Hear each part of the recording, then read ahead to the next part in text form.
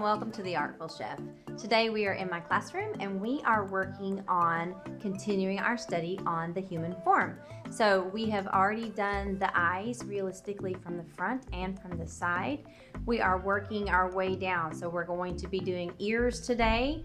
You can join me on another lesson for the nose and the lips, and then eventually we will get to where we put them all together and we draw the human face as a whole.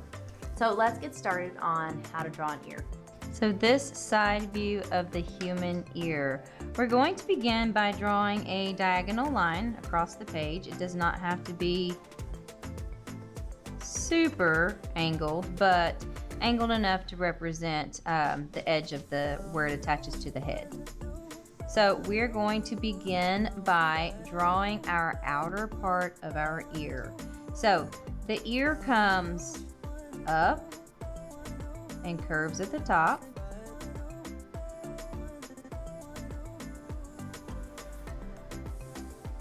So this is cartilage up here at the top. It comes down, so depending on if you are drawing an ear that the earlobe attaches and blends smoothly into the side of the face, or if you are drawing an earlobe that comes away from the side of the face, you have to determine which one you want to do. I'm going to draw one that comes away from the face. And it's just going to come down to represent the earlobe and then curve up to reach this top point. So I am going to do that a little bit darker so that you can see it better. It's just that this pencil is a lot harder to erase.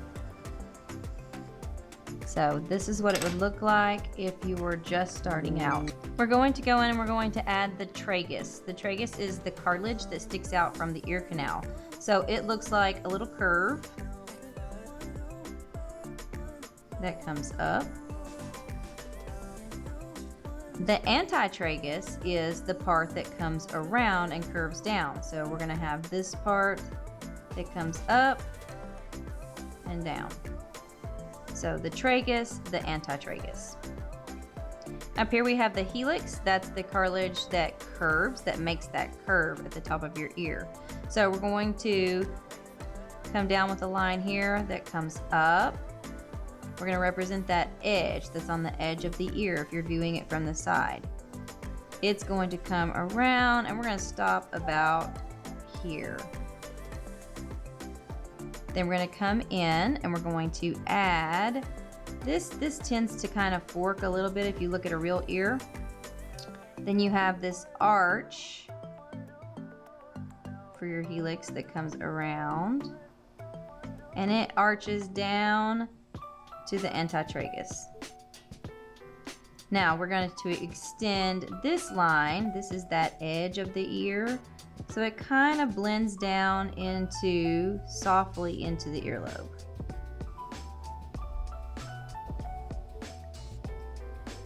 Right here in this helix area is something that kind of resembles a Y. So it sticks out away from the ear.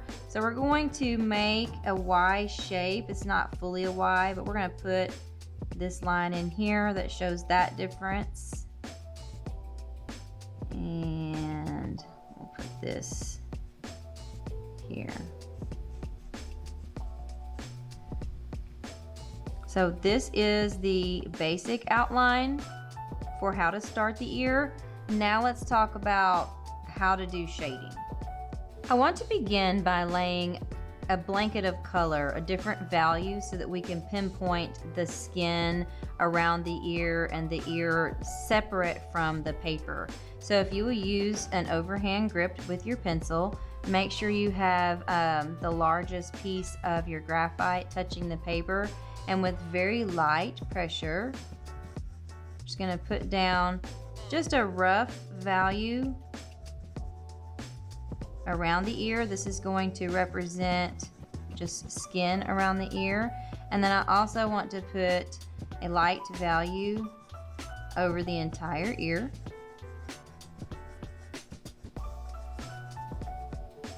And I find that blending as you go is much more effective than waiting to the end to blend. So So I'm just going to lightly with my fingertip just blend all of this graphite that I just put down. And then we're gonna go and we're gonna work on different values within the ear to create those realistic details. Depending on your light source, you're gonna have different areas of highlights, and we'll talk about different areas of shading. So we're gonna start with the ear canal. So what I want to do is I would just want to darken this value along the edge here of the tragus and up to where it meets the side of the face. Now the ear canal is very small. The ear canal would fall about here. So if you darken that area right there, that's going to be the darkest value that you will have right there at the ear canal. So you want to blend this value that's next to it, make it a little bit darker, and then blend it. I'm using a Tortillon, but you could use a Q-tip, you could use a tissue. I'm just using what I have on hand at the moment. So I'm going to blend out to soften that up, because what we're doing is we're trying to create those shadowy areas within the ear.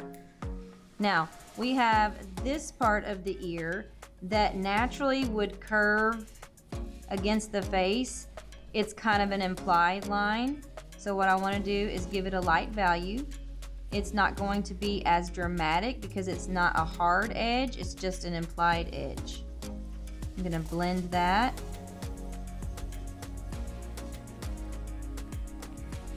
I want to give shadow to the inside curve here that goes along the helix. I want to give a darker value and have it gradually get lighter as it goes out. So I'm going to put down a light layer. It works a lot better with shading if you layer a little bit at a time rather than trying to go in all at once with a specific value. Do the whole area in one value, then go back where you want it darker with another layer of the same pressure, and that will give you a darker value in that area. So I've laid down my light value where I want to show those shadows. I also want to have a little bit of shadow coming out here. And then I'm going to go back in closer to the edge, and I'm going to do another layer so I can darken the shadow that's along the edge.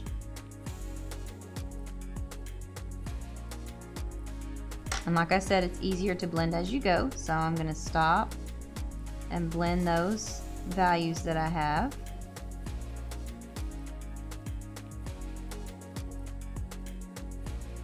And as your tools get dirty, you notice that the tip of this has a lot of graphite on it.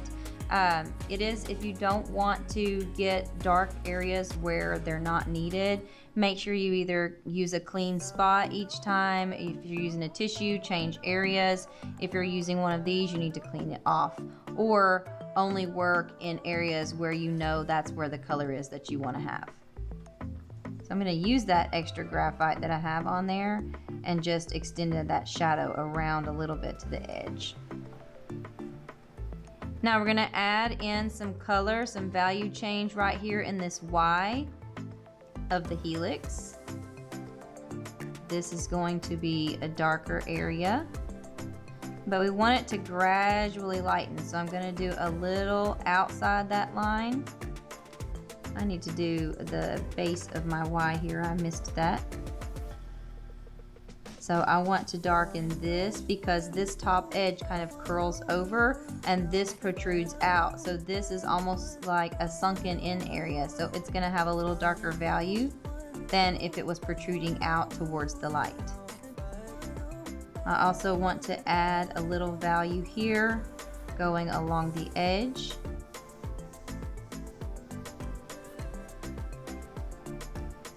And I'm going to darken this just a tiny bit. And then we're going to blend.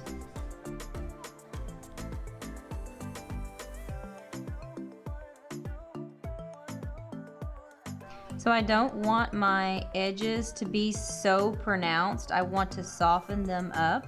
So there are two ways that you could do that. You could erase part of your line to make them softer if you need to, but the only thing about erasing is that you take away other graphite that you might not want to take away. So an easier fix for that would be to add a little value along the edge and just blend that out so that it changes it gradually instead of so dramatic like it is right now. So I'm just softening my edges.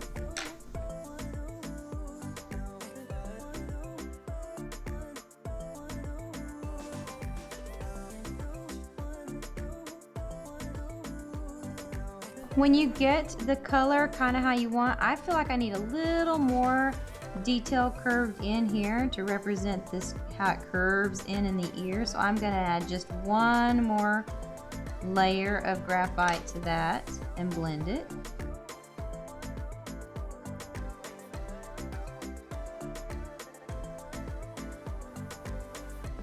Now I do have a very bright area here, which we want to leave somewhat bright because this does protrude out from the ear, so it is going to catch light more, but it is a little too light for my liking. So I'm going to add a light value here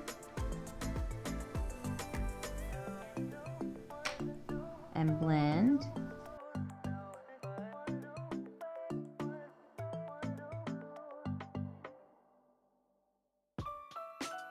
Now we want to represent those areas of highlight, those areas where it looks like light is bouncing off of things onto that. So with my eraser, I'm just going to come in, I'm going to erase a little area here to create some highlight, and maybe here in this curve, and some down here towards the earlobe. So what I'm doing is I'm creating those highlights myself. I'm making the highlight. If you have a kneaded eraser, you can dab and lift the graphite off of the paper that way. I don't have a kneaded eraser at the moment, so I'm just using a regular one, which works just fine. If you take away too much, all you have to do is either take a dirty end of a stump and just lightly go over that area, or you can add some more graphite to your paper. But that is the basis of how to draw the side view of a realistic human ear.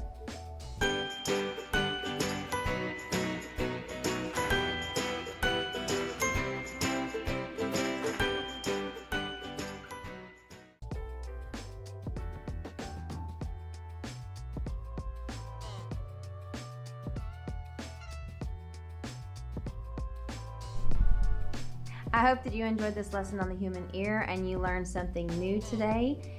Remember to join us next time as we work our way through those different facial features and how to put them all together. And if you have any questions or comments, please leave them for me and I'll try to get back to you. If you enjoy what you see, please like and subscribe. Until next time, bye.